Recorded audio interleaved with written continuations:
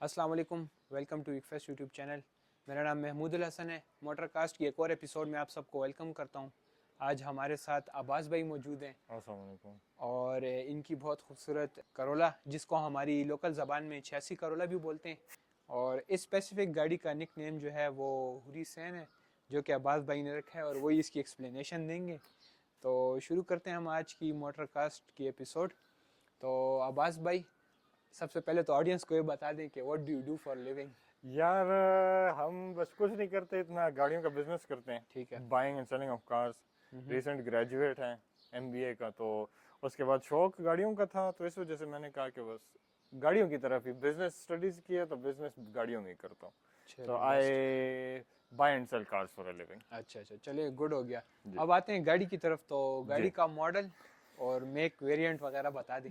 ठीक है। अच्छा, सो ये गाड़ी है 1984 Toyota Corolla SE saloon black edition. इसमें ठीक है। एक वेरिएंट आती थी एसई सैलून में। एसई सैलून में दो वेरिएंट्स आते थे। हम्म। एक आता था ब्राउन इंटीरियर और एक ब्लैक इंटीरियर।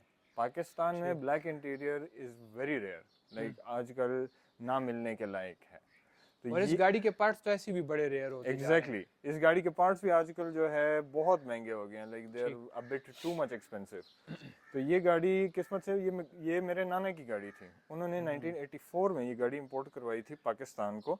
और उस वक्त ये गाड़ी कोई, अगर if memory serves me right, तो ये कोई 10,000 किलोमीटर के 15,000 किलोमीटर चली आई थी। अच्छा, मतलब एक आज हिसाब से नई गाड़ी थी। बिल्कुल। आज तक ये गाड़ी चली है 70,000 किलोमीटर, तो इतनी ज़बरदस्त। चली भी नहीं अच्छा, है। मतलब एंड सिर्फ आप लोगों ने रखी हुई है एज फर्स्ट अ। ओनर गाड़ी है। आज तक दूसरे किसी बंदे ने हाथ नहीं लगाया इस गाड़ी को। मेरे ठीक। नाना के बाद डायरेक्ट 2020 में जब वो फौत हो गए, हम्म। उसके बाद मेरे हाथों में ये गाड़ी आ गई, मैंने परचेज कर ली ये गाड़ी। ठीक तो ठीक ठीक। उसके बाद मुझे ये पता नहीं था कि ये ऐसी सैलून में ब्लैक एडिशन है। लोग कहते थे कि डीएक्स है, बैज हम्म। सारे चेंज हुए थे इस गाड़ी के, सब कुछ चेंज हुआ था। ये जब मैंने चेसिस की रीडिंग्स किए, सब कुछ किए, तो उससे मुझे पता लगा कि ये ऐसी सैलून में भी ब्लैक एडिशन है। ठीक ठीक सोर्सिंग ठीक। की, मैंने कहा कि इसकी मैं ओरिजिनल लुक निकलवाऊंगा। अभी ऐसी सैलून, अभी इसमें बहुत वेरिएंट्स आते हैं। इसमें डीएक्स आता है, डीएक्स सैलून आता है, ठीक फिर जीएल आता है, जीएल सैलून आता है, फिर SE, SE saloon, and SE saloon, फिर ब्लैक एडिशन। ठीक और हो फिर गया। उसके बाद सबसे आखिर जो लोग मोस्टली कन्वर्ट्स करते भी हैं, जी टी 20 इसमें लोग 4A FE डाल देते हैं और कहते हैं कि ये जी टी 20 है, वरना होता ही ट्रैक नहीं ओरिएंटेड।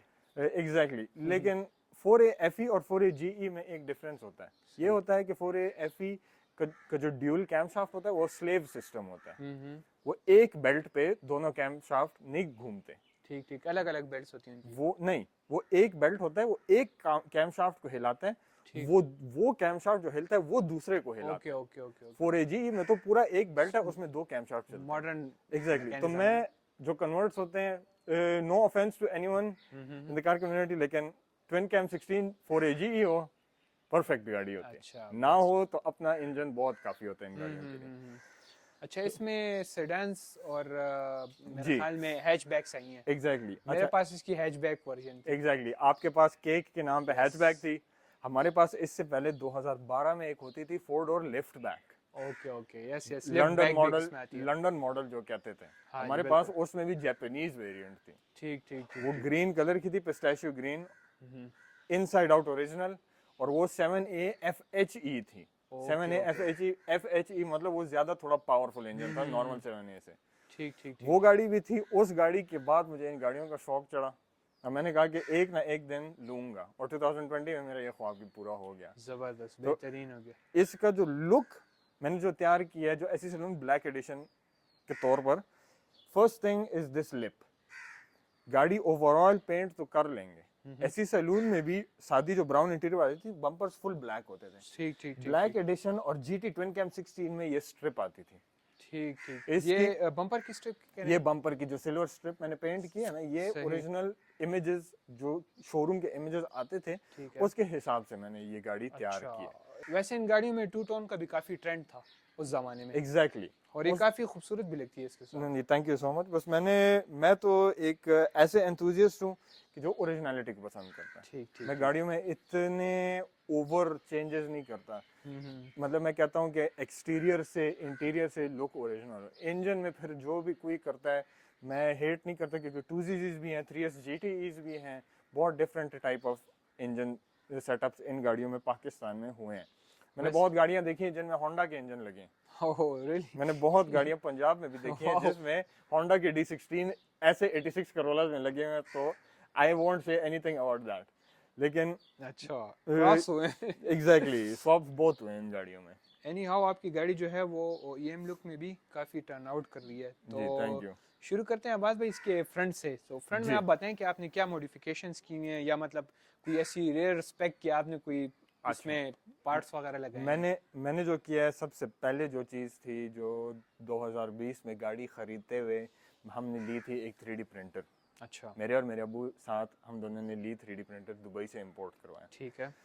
मेरा फर्स्ट प्रोजेक्ट था 11 बैज। हाँ, ये 11 बैच तो लोग ये दूर से ही। लोग ये कहेंगे भी नहीं कि ये 3D प्रिंटेड है, अच्छा, क्योंकि जो जिस तरीके से ये फिनिशिंग मैंने इसको किया है, पेंट बिल्कुल। किया है, और जिस तरीके से मैंने गोल्डन पेंट किया है ना, तो ये ओरिजिनल लुक में मैंने तैयार किया है। और बेहतरीन। इसी ग्रिल को ओरिजिनल फिटिंग में मैंने डाला है। वरना ठीक, 11 AE86 के फ्लैट आते थे, सही सही मैंने सही इसको थोड़ा प्रोट्रूडिंग किया कि जरा गाड़ी की वो लुक जरा ज्यादा एग्रेसिव हो जाए। ठीक। फिर 11 में एक वेरिएंट आती थी SR5, सही वो सही। कार्बोरेटेड 3AU इंजन के पर आती थी, 1500 सीसी। अच्छा, ठीक ठीक। मेरी कार्बोरेटेड है, हम्म, मैंने SR5 का बैच लगा लिया। अच्छा, कि वो लोगों गाड़ी को को डॉज करने के लिए। एग्जैक्टली कि लोग कहें कि यार ये 11 किधर से हुआ, तो मैं कहूँगा 11 में SR5 का वेरिएंट है। ठीक ठीक। SR5 सबसे बेसिक 11 वेरिएंट होती थी। अच्छा, फर्स्ट मॉड जो आपने किया वो सबसे पहले मॉडल 11 का बैच 11 बैच था। हॉर्स पावर बढ़ गई। एग्जैक्टली फिर सही। उसके बाद थे फॉग लाइट्स। हम्म। फॉग लाइट्स जो हैं वही चाइना फॉग लाइट्स हैं, इसके अच्छा, अंदर Chinese है। LED बल्ब्स हैं। ओरिजिनल इसके जो रिट्रैक्टेबल, इसमें ओरिजिनल रिट्रैक्टेबल आते थे, वो काफी डिमांड में। वो आजकल 2-2.5 लाख रुपए के मिल रहे ओ हैं। यस, तो that is a bit too much out of my वो बजट। A86 की लुक भी देती है ना उससे। एग्जैक्टली क्योंकि ये तो वो इसी फैमिली की गाड़ी है ना। सेम चेसिस सेम है सारी की। हाँ, E8 चेसिस जो आते हैं वो सारे सेम होते हैं। सही ये सही। E8 फैमिली से निकल आई है। हम्म। ये सबसे पहले निकली जो रोलर से थी फैक्ट्री से, वो AE86 निकली थी। अच्छा, ये गाड़ी। उसके बाद नहीं, AE86 टू डोर जो 11 ओके कूप्स ओके आते ओके, थे, यस यस यस। सबसे पहले शेप वो निकल गई ठीक थी ठीक ठीक ठीक। फैक्ट्री से। उसके बाद 4 डोर सेडान्स आए हैं। ओके ओके ओके, तो गुड हो गया। फॉग लाइट्स के बाद इसका लिप हुआ है। ठीक है। इसका लिप मैंने जो ओरिजिनल 11 ज़ेंकी ग्रिल होता है प्री फेस लिफ्ट, वो ग्रिल मैंने फुल कॉपी किया है। मैंने फाइबर में बनवाया है, लेकिन आई लेफ्ट नो बाउंड्रीज। मैंने कहा बनाऊंगा तो ओरिजिनल जैसे ही बनेगा। एंड शुक्र अल्हम्दुलिल्लाह गाड़ी की लुक उसके साथ और भी एक्सटेंसिव हो गई। अच्छा, ये मॉडल 1984 मॉडल है ना? जी ये जो प्री फेसलिफ्ट होती प्री है। फेसलिफ्ट है। सही सही। 1985 के मिड में फेसलिफ्ट आ गई थी, जिनमें ठीक। Front bumper, headlights, parking lights और ग्रिल, ये सब कुछ चेंज हो गया। सही सही ओवरऑल फ्रंट फेशिया थोड़ा सा लुक डिफरेंट हो सही गया। सही सही। क्योंकि ये वाला लुक जो है वो बहुत रेयर है। एग्जैक्टली बहुत रेयर है। आजकल पाकिस्तान में जितने सब लोग जो है वो मेरे ख्याल में 86 पे कन्वर्ट कर लेते हैं। 86 पे इसके पीछे भी एक बहुत बड़ी रीजन है। वो ये है कि 86 के पार्ट्स बहुत सस्ते हैं। ठीक। आपको 86 के हेडलाइट्स ताइवानी मिल जाएंगे, सही। पार्किंग लाइट्स उसके ताइवानी मिल जाएंगे। बात गई पार्किंग लाइट्स को, पार्किंग लाइट्स जर्मन की चेंज लग रही है। ये जर्मन 84 करोला जो आते थे प्री फेसलिफ्ट, ये उनके हैं। सही सही। जर्मन, स्वीडिश, नॉर्वे में जितनी गाड़ियां आती थी वो इस लुक में आती थी। ठीक ठीक। इसके इंडिकेटर फेंडर पे पीछे लगे होते थे, जैसे GT गाड़ियों में आते थे। अच्छा, ये मैंने मंगवाए थे स्वीडन से। ठीक है जी। मेरा एक दोस्त है उधर, स्वीडिश ही है, उसके पास गाड़ी थी, उसको मैंने ओरिजिनल अपने जापानीज वाले भेज दिए, अच्छा, उसने मुझे ओरिजिनल अपनी गाड़ी से उतार के वो भेज दिए मुझे। कुछ एक्स्ट्रा चार्जेस लगे कि नहीं? सेम प्राइस में? सेम प्राइस में। बस मैंने उसको वो भेज दिया, उसने मुझे ये भेज दी। बेस्ट हो गया। बस मैंने डायरेक्ट स्वैप किया, बस हम दोनों खुश हो गए उसमें। ठीक ठीक। आज दिन तक वो भी 3D प्रिंटिंग का बिजनेस करता है। ओके। वो स्वीडन में पार्ट्स बनाता है इन गाड़ियों के लिए स्पेसिफिक। पूरे डैशबोर्ड के जो मिसिंग पार्ट्स होते हैं वो ये प्रिंट कर सकता है, आसानी से बनाता है। तो he is a very good friend of mine. और बस ये पार्किंग लाइट्स पाकिस्तान में बहुत रेयर हैं आजकल, और लोग बहुत फिर रहे हैं, लेकिन बहुत मुश्किलों से मिलते हैं आजकल। ठीक ठीक। अच्छा अब्बास भाई, साइड्स पे आते हैं, तो साइड में आप बताएंगे क्या क्या मॉडिफिकेशंस हैं, और इस मॉडल में और इससे जो मतलब फेस लिफ्ट वाले मॉडल हैं उनमें क्या डिफरेंस है? अच्छा, तो 86 एंड 84, यस, इनमें इतना डिफरेंस साइड में नहीं आता। ठीक है। सिर्फ इतना होता है कि साइड से बम्पर्स एक्सटेंडेड लगते हैं क्योंकि 86 के बम्पर्स थोड़े बड़े आते हैं। हम्म, और ये जो पट्टी है ये जो डोर्स पे लगी हुई है, ये डिफरेंट होते हैं, ये थोड़े सही से है। मोटे होते हैं, इसमें क्रोम लाइनिंग आई होती है, और एक पार्किंग लाइट्स डिफरेंट होते हैं बस। ठीक। और इतने डिफरेंस नहीं होते। रियर बम्पर्स वो तो किसी को नज़र मुश्किलों से आते हैं क्योंकि उसके और इसमें अराउंड 1 इंच या 0.5 इंच का फ़र्क होता है, इतना डिफरेंस नहीं है। और तो ये जो व्हील्स हैं ये काफी यस, टर्न आउट कर रहे हैं गाड़ी के ये है इक्विप्स नेगेटिव, वर्क्स इक्विप नेगेटिव। ये रिम रिलीज हुए थे 1982-83 में, साथ। तो ये इसी ज़माने के रिम है, और मैंने कहा कि लगाऊंगा तो इसी गाड़ी को लगाऊंगा। और ये इस गाड़ी के साथ बहुत ज़्यादा खूबसूरत लग रहे नहीं हैं, थैंक यू, मेरे माशाल्लाह। पास इसके ओरिजिनल जो कैटलॉग बेस्ड रिम है वो भी पड़े हुए हैं। बेहतरीन। वो भी मैंने जापान से मंगवाए थे। वो रिम बहुत मुश्किलों से पाकिस्तान में मिलते हैं, लोगों की गाड़ियों पे लगे होते हैं, लेकिन वो इतने ख़राब होते हैं, क्रैक्ड होते हैं ना, कि बस वो फिर रिपेयर होने के लायक नहीं होते। तो मैंने जापान से डायरेक्ट मंगवा लिए थे अपने लिए ओरिजिनल रिम्स।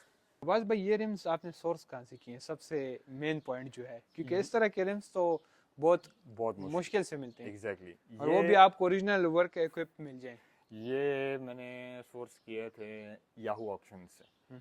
ये याहू ऑक्शंस पे मैं बैठता था, बस वैसे ही देखता था मैं चीज़ें। याहू ऑक्शन क्या है वो भी जरा ऑडियंस को बता दें, याहू ऑक्शंस, नॉलेज भी जरा। जी, याहू ऑक्शंस एक ऐसे ऑक्शन वेबसाइट है जिसमें पार्ट्स मिलते हैं, अच्छा। हर एक किस्म के।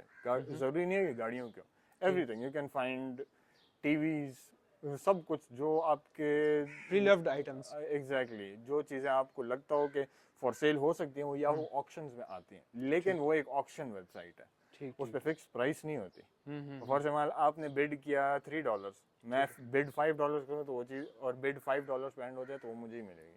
अच्छा, उसमें एक लड़ाई होती है वैसे। ओके। और ये रिम्स एक किस्मत थी कि इस पर जो था पहले ऑक्शन वो आए थे, क्या कहते हैं, 100 नहीं 10,000 येन के। अच्छा, मैंने डायरेक्ट इस पर 12,000 येन का बिड डाल दिया, ठीक है, और वो बिड सक्सेसफुल हो गया। गुड। एंड बस मुझे जैसे नोटिफिकेशन आया कि योर बिड अच्छा। Was successful and it was accepted, तो मैंने डायरेक्ट बस अपना एड्रेस दे दिया सब कुछ, तो ये मुझे फिर घर को डिलीवर हो गए डायरेक्ट जापान से। तो बैक साइड पे हम आते हैं।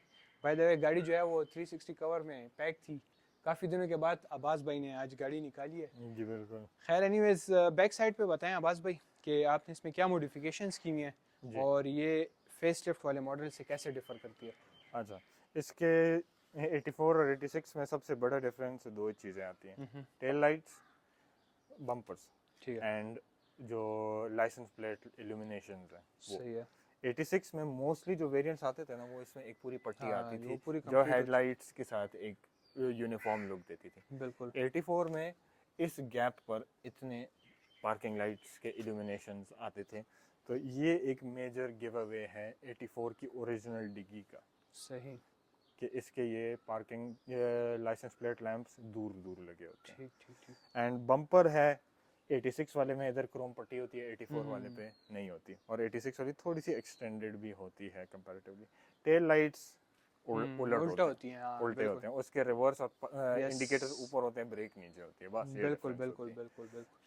और डक टेल आई गेस आपने ऐड किया, आफ्टर मार्केट है। डक टेल ये ओरिजिनल प्लास्टिक है, ठीक है, ये ओरिजिनल प्लास्टिक है। ये हमारा एक दोस्त है रावलपिंडी बैरियर टाउन में, ठीक है। उसके पास पड़ी थी, उसके पास KE 70 पे लगी हुई थी। ओके ओके तो ओके, ये भी बड़ी रेयर प्लास्टिक में। प्लास्टिक में बहुत मुश्किलों से मिलती है। इसके हालात बहुत ही कुछ माड़े थे, ये अच्छा, इधर से क्रैक था, सही। तो ये मैंने फिर फुल रिपेयर की, फुल रीपेंट किया। एंड मोस्टली लोग लगाते हैं तो स्क्रूज पे लगाते हैं, ये स्क्रूज पे नहीं लगी, ठीक ये है, डबल टेप पे लगी। सही तो सही। इट इज सो स्ट्रॉन्ग के डेमोन्स्ट्रेशन है कि वो डिगी उठ जाएगी लेकिन स्पॉइलर नहीं उठेगी। ये वो जो लेवने डबल टेप है, ये लेवाने में भी लेवाने है, ये कारखाना मार्केट में एक मिलती है 3M डबल टेप, वो क्लियर होती है, और वो एक दफ़ा चिपक जाए ना तो वो गाड़ी को उठा लेगी लेकिन खुद नहीं उठेगी। वाह यार, ग्रेट। तो ये है। Other the next modification is my exhaust. हाँ, एग्जॉस्ट। तो ये मुझे एक चांस मिला था इधर पेशावर में, तो ये है फुजित्सु लिगालिस आर ड्यूल टिप। तो ये एक एग्जॉस्ट वाले बंदे के पास था, मैंने देखा तो उसने उस वक्त 12,000 रुपये कहे थे इसके। हो। और मैंने कहा कि यार बहुत महंगा है, मैं चला गया। फिर मैंने जब रिसर्च की कि यार ये कौन सी चीज़ है, पिक्चर्स तो मेरे पास थे, रिसर्च की तो मुझे पता लगा कि यार ये तो फुजित्सु लिगालिस है और ये तो बाहर में बहुत रिनाउंड चीज़ है। ठीक है। दूसरे दिन गया, लिटरली विद इन 5 मिनट्स मैंने उठाई, क्योंकि वो मुझे कह रहा था कि एक दूसरा होंडा सिविक वाला बंदा आ रहा था, वो मुझसे खरीदने के लिए। ओके तो मैंने चांस पे बस उठा ली। 12,000 रुपये कह रहा था, 10,000 रुपये में मैंने ये उठाई है। और उसके डायरेक्ट दूसरे दिन मैं गया, इंस्टॉल भी की गाड़ी पर। गाड़ी ओरिजिनल सेटअप पे, रेजोनेटर, कैट कन्वर्टर सब कुछ इस पे लगा हुआ है। इसमें बहुत रेयर गाड़ियाँ आती है जिसमें कैटालिटिक कन्वर्टर भी आती है। ये उन गाड़ियों में से एक है जिसमें कैटालिटिक कन्वर्टर भी है।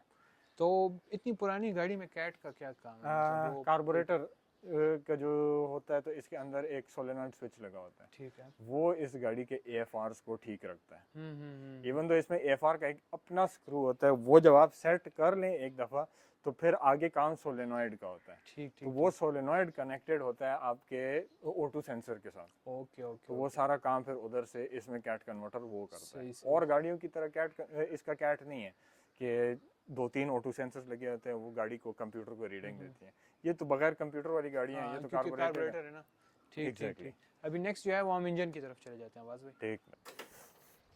ये जो है ओरिजिनल गाड़ी AE80 चेसिस पे आई थी, जिसमें 2AL इंजन आता था 8 वाल्व। ये इंजन स्वैप्ड है। ये है 2ELU जो 95 करोले में भी आते थे, 86 में भी आते थे, ये बहुत वेरिएंट्स आते थे। ये कार्बोरेटेड है। आपने EFI पे कन्वर्ट नहीं करवाई? नहीं, मैं EFI का दुश्मन हूँ, वरना लोग कहेंगे कि मेरे पास खुद भी घर में 3 EFI खड़े हैं। EFI तो बहुत EFI में एफिशिएंट भी होती है और बेशक, लेकिन EFI एक दफ़ा ख़राब हो जाए ना तो वो फिर मैं ठीक नहीं कर सकता। ये गाड़ी मिस्त्री खाने बहुत कम जाती है, ये घर पे ही मैं ठीक करता हूँ। तो इसमें जो इंजन है 2ELU, ये कोई सादा 2ELU नहीं है, मतलब बाहर से लगता है कि सादा है, लेकिन इंटरनल्स सारे स्वैप्ड हैं इसके। इसमें क्रैंक शाफ्ट जो है बड़ा लगा है, कैम शाफ्ट्स लगे हुए हैं इसमें बड़े, वाल्व स्प्रिंग्स इसमें 7AFE के लगे हैं, वाल्व्स भी 7AFE के लगे हैं, और पिस्टन्स जो है इसके फोर्ज किए गए हैं इस दफ़ा। एंड साथ साथ 4-to-1 के हेडर्स हैं इस गाड़ी में। हेडर का प्लेट लगाया है कि सारे गंद थे और सब कुछ था तो वो छुपा ही रहे। मतलब it's carburetted sleeper car. Yes, basically. तो इसमें जो है 3-puck क्लच लगा हुआ है with 7AFE pressure plate, 3 point spark plugs लगे हुए हैं।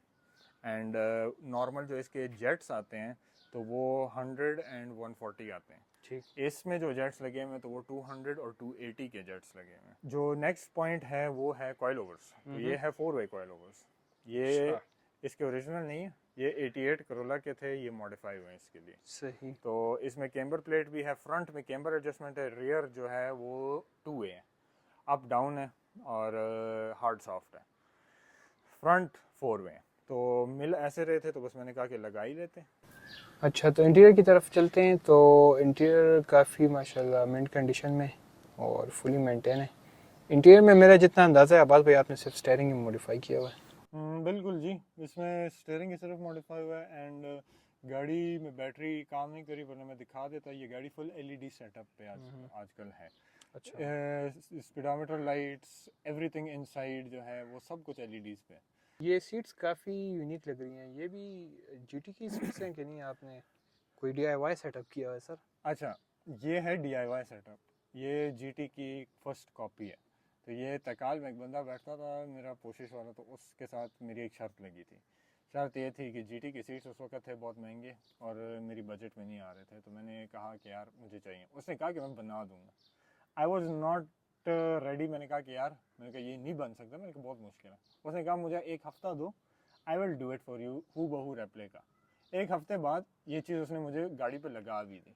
अब्बास भाई, मोस्ट इम्पॉर्टेंट क्वेश्चन जो हर बंदे के माइंड में होता है, जो भी वो गाड़ी देख ले तो डेफिनेटली आपसे पूछता है, इस गाड़ी की जो परफॉर्मेंस है और मतलब जो इंजन इसका कार्बोरेटर है तो उस लिहाज से इसकी क्या फ्यूल एवरेज आती है, लोकल में भी बता दें और वो लॉन्ग की जो आपने कैलकुलेशन की है वो भी बता दें। अच्छा, तो इसका सिंस ये अभी आजकल बिल्ट कैटेगरी में आ रहे हैं ये इंजन, मेरी गाड़ी का जो है, सिंस फोर्ज पिस्टन्स कैम्स और ये सब कुछ जब लग जाता है तो ये इंजन स्टॉक नहीं रहता। ठीक है। तो ये पावर प्रोडक्शन में मैं कुछ कह नहीं सकता बिकॉज कभी मैंने इसका डायनो किया नहीं है ऐसे, तो मैं नहीं कह सकता, लेकिन compare to many of the normal 16 valve engine ये गाड़ी उससे आसानी से निकल जाती है।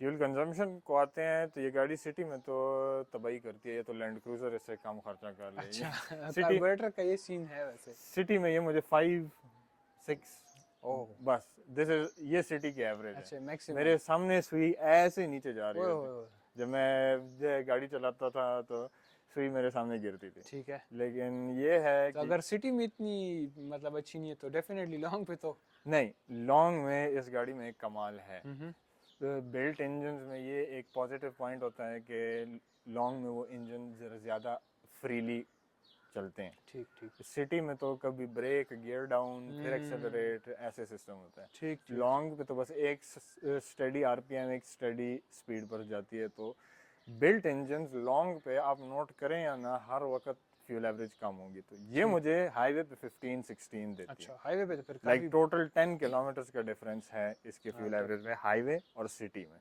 Okay okay. तो हाईवे पर ये गाड़ी बहुत मज़े की जाती है, सिटी में ये बंदे मतलब को सिटी लिटरली में तबाह बर्बाद कर लेती है। ठीक ठीक ठीक। अच्छा बात भाई, नेक्स्ट क्वेश्चन जो है वो आपके प्रोजेक्ट टाइम भी बता दें ठीक है कि आपने मतलब इस गाड़ी में क्या क्या करवाया है और उस पर कितना टाइम लगा आपका। जी, ठीक है। तो प्रोजेक्ट टाइम तो टोटल जब से ख़रीदा है आज तक 4 साल लगे हैं।